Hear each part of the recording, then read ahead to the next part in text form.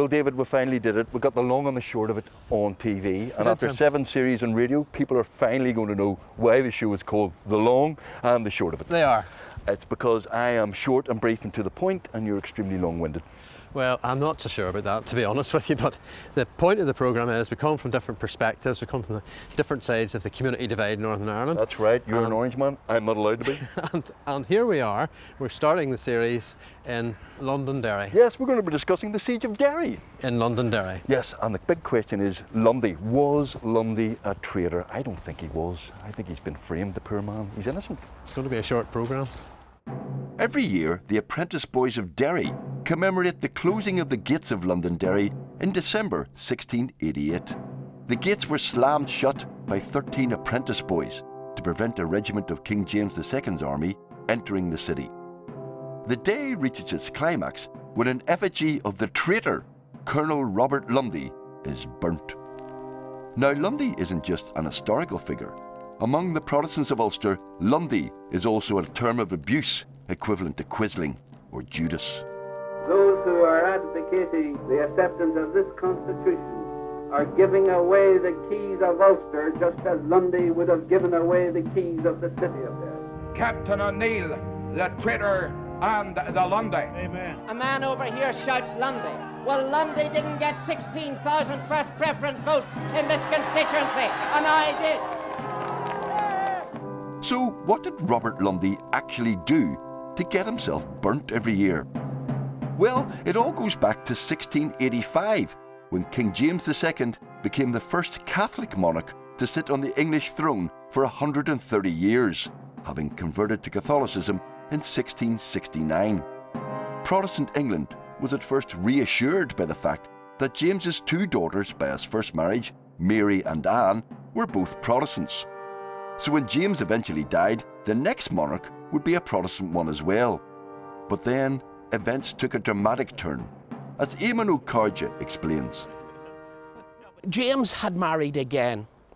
He married a 15-year-old Italian princess, Mary Batresa d'Este, a daughter of the Duke of Modena. Mary was a deeply devout and religious young woman who joined a convent at 9. She essentially married Jesus, and her godfather, who was the Pope, the Bishop of Rome, he convinced her that she would do more for the cause of Catholicism if she divorced Jesus, married the middle-aged King of England, and brought his 3 errant kingdoms back into the fold. 10th of June 1688, she gave birth to a healthy Prince of Wales, who under Salic law leapfrogged his 2 adult sisters in the succession. So England and the 3 kingdoms now had a Catholic succession, and in many ways this is the straw that breaks the camel's back. When he became king, James had initiated a policy of toleration, allowing Catholics back into public life. This caused disquiet in Protestant England, and in Ireland, the Protestant minority became increasingly alarmed. James is trying to bring Catholics within the sinews of state, and these policies are pushed hard by his representative, his Lord Deputy, Richard Talbot, Earl of Tyrconnell. Tyrconnell is an avowed Catholic. He is a royalist. He has been a supporter of the Stuarts for a long time at this stage. What he's trying to do is reintegrate Catholics within the judiciary, urban corporations, the Irish Parliament, but perhaps most relevant to the siege of Derry, to the Irish Army as well. In doing so, he sparks fears amongst the Protestant community, really, which I think are in large part justified, that this is going to be an entirely Catholic force. Viscount Mountjoy commanded one of the last mixed religion regiments in Ireland. The regiment garrisoned Londonderry, and one of its officers was the Scotsman, Colonel Robert Lundy. And late November, Tyrconnell orders Mountjoy to bring his regiment down to Dublin so it can be effectively purged of Protestants. It was Tyrconnell's decision to remove Mountjoy's regiment, which unsettles the inhabitants and citizens of Derry to begin with. He orders the Earl of Antrim to garrison the city, and Antrim plans to do so with a regiment of Redshanks. And even the name Redshanks is going to bring fear to many Protestants. They have this fearsome reputation as the most savage of Catholic regiments.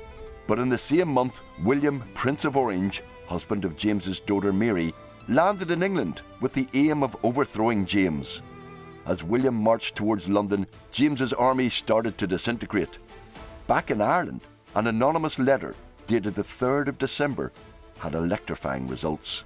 When the Cumber letter, which is probably a forgery, is discovered in the High Street in Cumber, addressed to the Earl of Mount Alexander, warning of a general massacre of Protestants in Ulster within a few days, that really heightens fear. All our Irishmen through Ireland is sworn that on the 9th day of this month they are all to fall on to kill and murder man, wife and child. Protestants then look back to what happened in 1641, massacres of Protestants, particularly in Ulster, and this feeds in then to a myth about the bloodlust of popery. This letter arrives at the house of Colonel Phillips. It coincides with actually the Earl of Antrim's regiment marching through Newton Limavady. Phillips begins to get very concerned and sends a messenger to Londonderry saying, look, it's my advice to you is to shut the gates. We visited St Columb's Cathedral to see what happened next, as if you didn't know. These very, very impressive locks are the original locks from the 4 gates of the city, of the walls as they were built in the 17th century. I'm going to try and open one. You wouldn't have been much use. Well, the key's turning, but yeah. The Jacobites are coming. Give us half an hour here. It'll be a minute. Oh, there you go. Hold on. Yep. Those were on the gates in December 1688. And the Apprentice boys slammed and locked the four gates. 4 gates, yes. In front of the red shanks, as they were? It was a small party of red shanks. The entire regiment was on the far side of the river. The apprentices, 13 of them, decided that they weren't going to be allowed into the city. We must seize the keys and shut the gates now. Yes, let's do it. Let's do it now. So, who's got the keys? What? The keys? Who's got the keys? The keys? What keys? The keys to lock the gates at Derry on the red shanks to make sure the Catholics don't come in and slaughter us all. Oh, those keys? I thought Billy was getting them. No, Sandy said you were getting them. Don't be blaming this on me. It was your job to get the keys. Come on, hurry up. I've got to get back to work. I can't afford to lose my job. Hey, I'm only an apprentice. So this was a huge act of defiance then, but This was, as was described at the time, the rebels of Londonderry acting against the gods. The rebels, you hear that, David? See your side of flipping rebels. Traitors, a lot of them. Tyrconnell hears news of it, he is apoplectic and immediately tells Mountjoy, who hasn't even reached Dublin yet, on your heels, big lad, back to Derry you go. Mountjoy tries to address the civilian leadership of the city to say, we'll give you a full pardon for not allowing the Redshanks into the garrison if you allow my regiment in instead. Lundy takes a couple of companies of Protestant soldiers and Protestant officers into the city where he takes on this leadership role. And the citizens of Derry are happy that Lundy is city governor because he's a soldier of some repute. He's got a good service history. On the 23rd of December 1688, James fled to France. Although William had no claim to the throne, he insisted that he be made joint monarch with Mary. William of Orange became King William III, or King Billy, as he's better known in parts of Ulster. And thus began the Williamite Wars between the supporters of King William and the Jacobites, the supporters of King James, named after the Latin name for James, Jacobus. There's quite a lot of debate across the Stuart kingdoms about the legitimacy of William taking the throne, and they come to this sort of legalistic conclusion that because James abandoned his throne and fled, that it is vacant, and therefore William and Mary are able to take over as joint monarchs in his stead. When Lundy is appointed city governor, he's appointed under the commission of King James. He only changes his allegiance in February whenever basically the city declare for Prince William as the new king. Lundy thinks, yes, I shall also declare for King William. He does undertake to secure the city. He repairs walls, he repairs gates. There were 2 great dunghills where all the night soil from the city had been just simply dumped over the walls. They would have made ramps for infantry to come in, not very pleasant ramps, mind you, but they had to be removed, so that took away those opportunities for an infantry assault. Most of the artillery didn't have carriages, so the carriages had to be rebuilt. So basically Lundy saved the city. Yes. Thank you very much. We'll join us next week on The Long and the Short of It. Lundy was making these preparations because he knew William's success in England would not go unchallenged. There is a war ongoing in Europe for the balance of power. You have the really ambitious and expansionist Louis XIV of France on the one side, and then this grand alliance with, of course, William of Orange, the Dutch Republic, Sweden, Spain, the Holy Roman Empire, and a few other European powers in there as well on the other. The one thing William and Louis had in common, that they were desperate to get England, particularly England, but the 3 kingdoms on their side for 2 reasons: the deep pockets of the city of London and the wooden walls of the Royal Navy. Tim, that European context comes across very strongly in what Eamon had to tell us. Well, you see, all roads lead to Derry. Derry people will tell you Derry is the centre of the universe, as you know. But yeah, the context is European wars, religious wars. Treaties, kings, people converting to Catholicism, babies, all sorts of things. I mean, it's fascinating stuff. Louis really, pushes James to come to Ireland in March 1689. James lands in Cork. He lands with ammunition, with arms, with supplies, with a small number of troops as well, and a generous amount of money to undertake a campaign in Ireland. Meanwhile, Lundy is made governor of the city by William and Mary and swears an oath of allegiance to them. And he receives a commission from King William and Queen Mary as city governor of Londonderry. A lot of banners here, Billy. Billy Moore, General Secretary of the Apprentice Boys of Derry, is, funnily enough, convinced Lundy was indeed a traitor. Those are technically bannerets, Tim. Those are bannerets, not banners. No, that's right. We've a lot to teach you, Tim. Listen, I found out something very disturbing recently. I was going to fill in my application to join the Apprentice Boys at Derry, but it turns out I'm not allowed because I'm not a Protestant. Unfortunately, Tim, but we can rectify that there. We can easily bring you down. Did I have to convert? Oh, yeah, absolutely. Down the corridor here, you have a 20-foot effigy of Lundy. 20 foot, so that's 4 David Humes, Possibly even 5. Possibly even 5. Another hateism joke. I don't think there's enough evidence to say that Lundy was a traitor.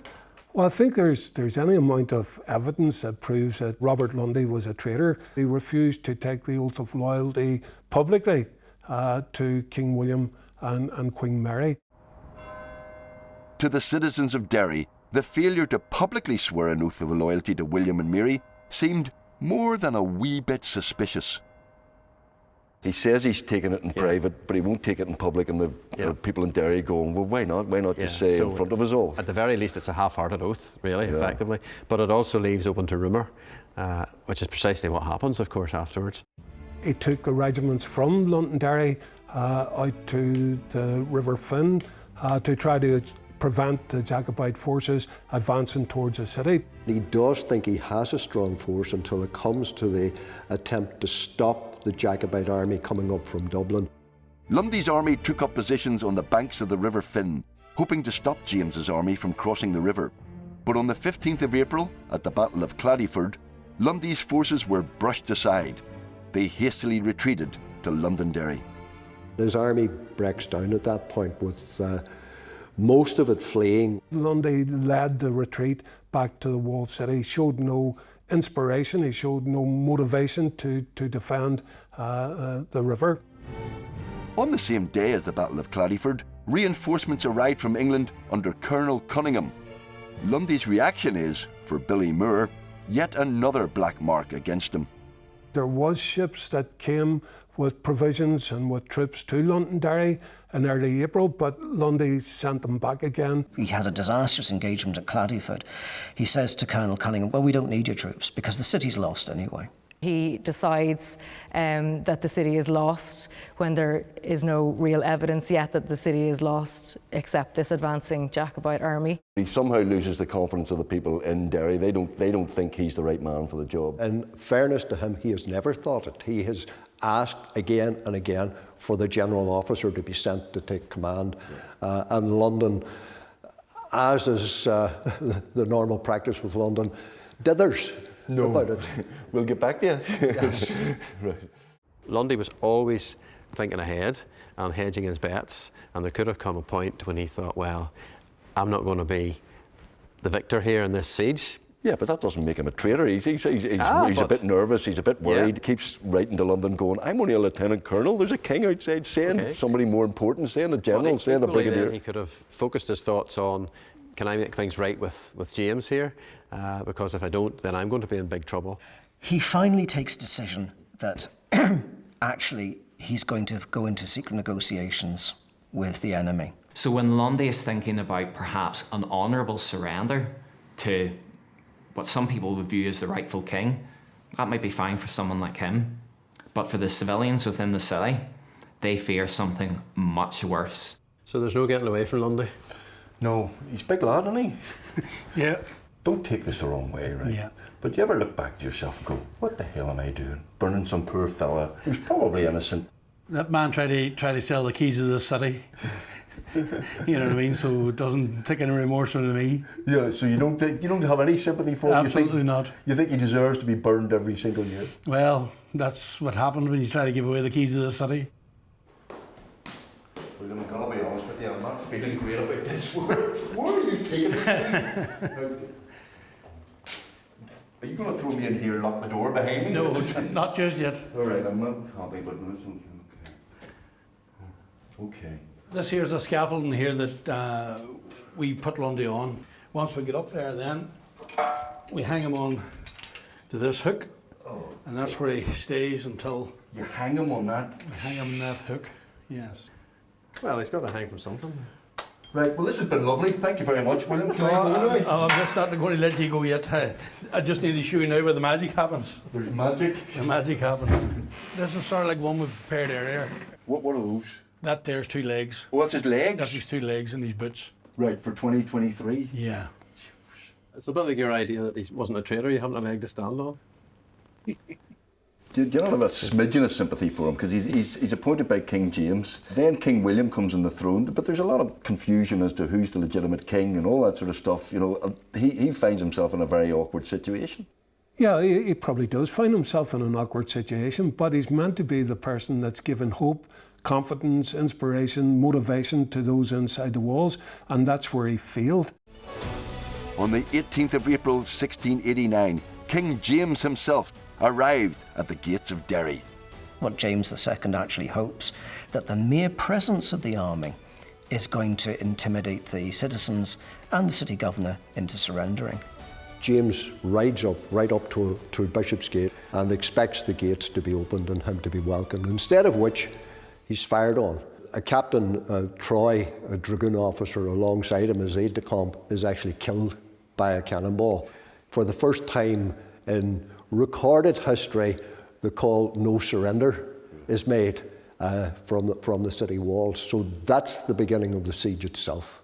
And Lundy is furious. He's saying, well, you can't do this. But by this stage, nobody is listening to Lundy. By the time that James has arrived outside the city, Lundy's done. Lundy's finished by that point. One of the accusations against him then is he skulks off in the middle of the night, aided by Walker and Henry Baker, who by that point are joint governors, to get out of the city. It's time, Colonel Lundy. If you go right now, you will get to the quayside and you can go thence to Culmore. So, I must escape like a common criminal, running away from the paying mob. Please, we must hurry.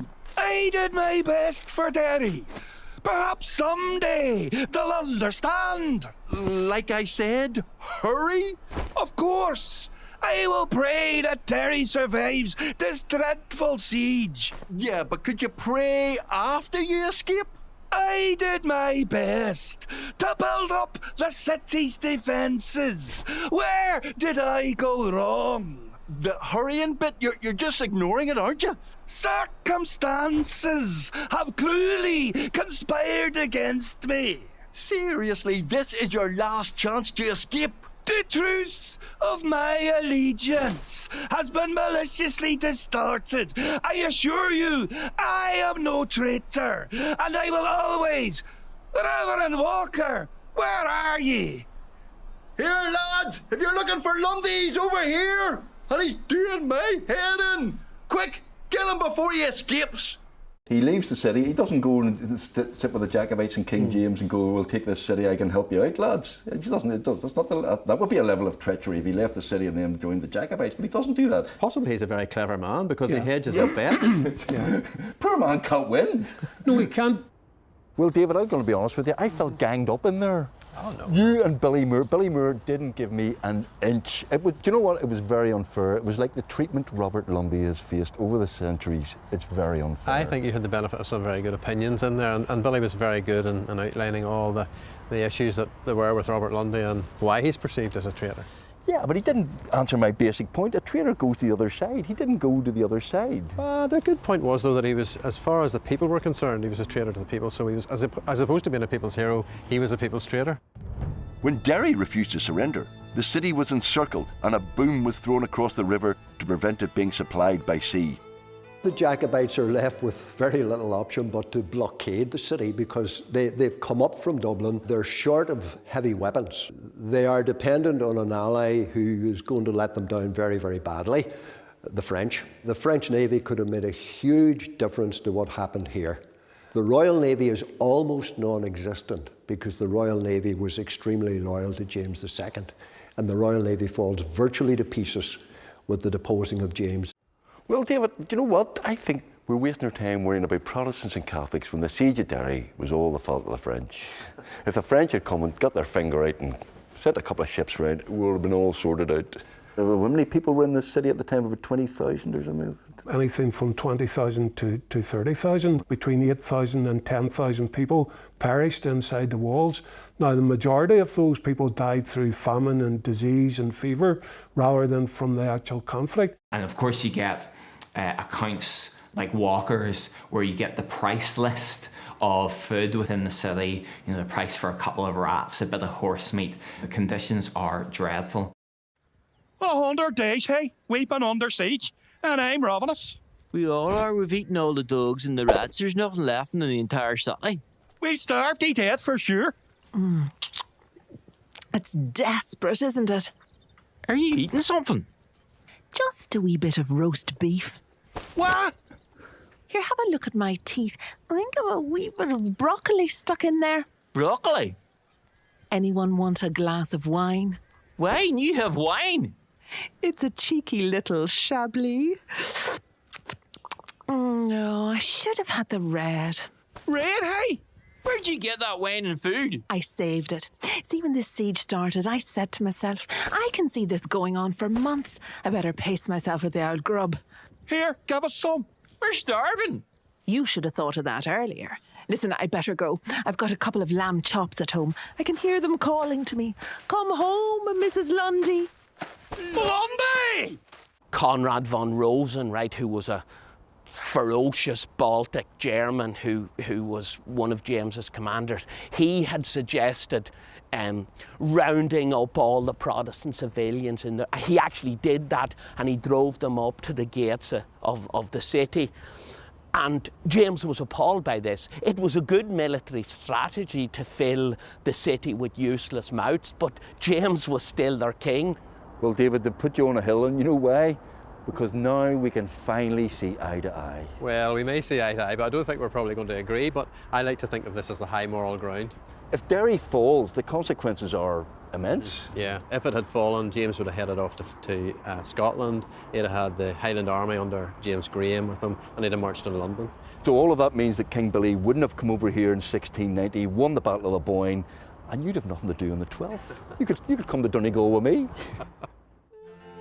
The attempt to starve Derry into surrender failed when the boom across the Foyle was broken by Royal Navy ships, and after 105 days, the siege was finally ended. So, was Robert Lundy really a traitor? King William certainly thought that Lundy was a traitor. And in fact, when he addresses Parliament in May 1690, he says, I'm going to bring in this Act of Indemnity, the Acts of Indemnity, what are known as the Acts of Grace. Basically, if you were for the Jacobites up to now, you're pardoned. But there are exemptions. And here are only 30 exemptions. And Robert Lundy is in those 30 exemptions. There's meant to be a trial for treason. The king, at one point, is absolutely gung-ho for Lundy to be sent to Derry. Walker, at one point, advises that you can't send this guy over to Derry because there's still a party for him within that city. I think, which is quite surprising when you think about his subsequent reputation. I think really the idea that he's a traitor is largely nonsense. I would say that Lundy was the man who saved the city, and it's down to what he did.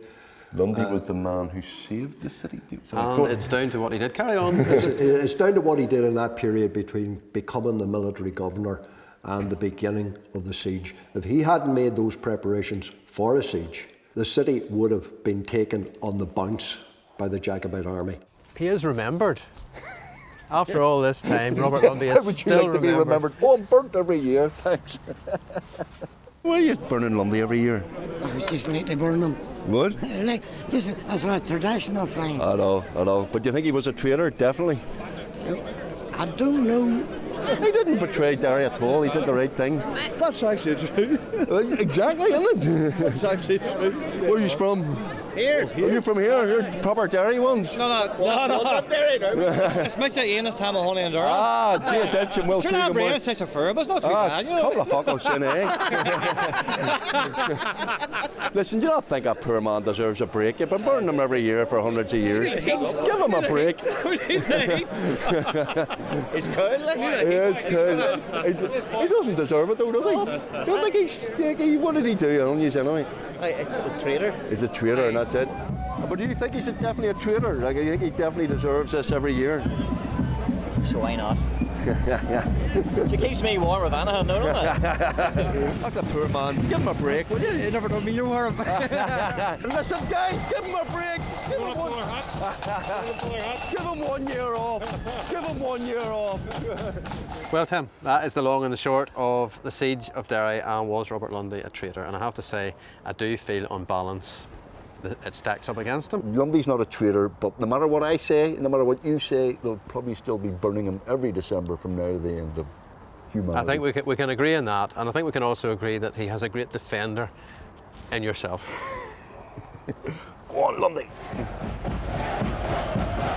Well, David, I can't believe you missed this. Apprentice Boys Day in Derry. Had a great day. You should have been here, mate, to be honest with you, though. They're going to burn him whether he's a traitor or not, aren't they? Like, I'm just going to see if anybody's got a bucket of water so I can just sort this out. This man's innocent. Please, stop, everybody. What are you doing?